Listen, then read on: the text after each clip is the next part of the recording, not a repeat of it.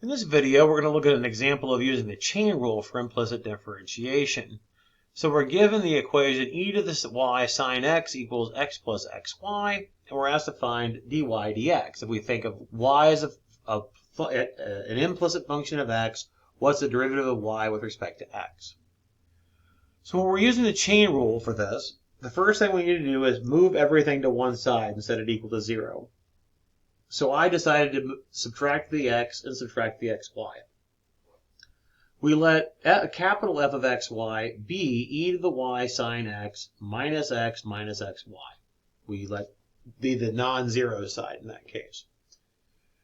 From the chain rule, we get that our derivative of y with respect to x is equal to this equation, the negative of the partial with respect to x of capital F over the partial with respect to y for capital F.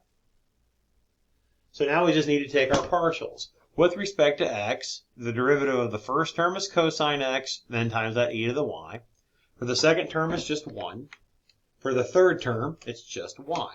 So we get e to the y cosine x minus 1 minus y on top. For y, derivative of e to the y is just e to the y. So for the first term, we get e to the y sine x. The second term has no y's in it. Its derivative will be 0. The third term with respect to y, when we differentiate, we'll get an x. So we get an e to the y sine x on bottom.